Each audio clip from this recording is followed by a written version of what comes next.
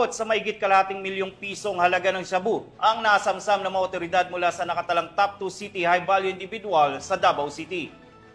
Kasalukuyang nasa kustodiya ng mga otoridad ang suspek at sasampahan ng kasong paglabag sa Republic Act 9165 o ang Comprehensive Dangerous Drugs Act of 2002. Narito ang detalye ng balita mula kay Patroluman Daphne Pasaol. Sa halagang 510,000 pesos ang tinatayang kabuuang halaga ng hinihinalang shabu na nasabat mula sa isang bypass operation na isinagawa ng Tugbok Police Station noong Hunyo 15 taong kasalukuyan sa Purok 1, Barangay Mintal, Tugbok District, Davao City.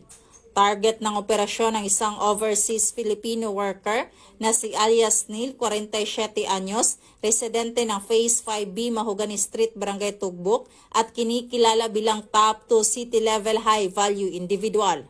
Nadakip si alias Neil matapos makumpirma ang bintahan ng ilegal na droga sa isang bypass operation. Sa lugar ng operasyon, nasamsam mula sa suspect ang humigit kumulang 75 grams ng hinihinalang shabu kasabay ang iba pang ebidensya. Kasalukuyang nakakulong ang suspect at nakaharap sa kasong paglabag sa Republic Act 9165 o Comprehensive Dangerous Drugs Act of 2002.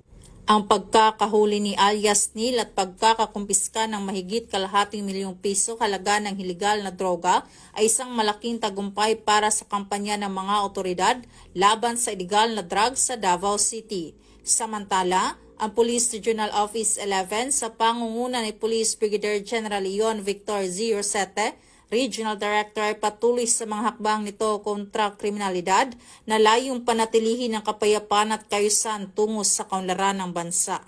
Mula dito sa Davao Oriental Police Provincial Office, ako ang inyong PNN Correspondent, Patrolwoman Daphne Pasaol, alagad ng batas, tagataguyod ng balitang pulis.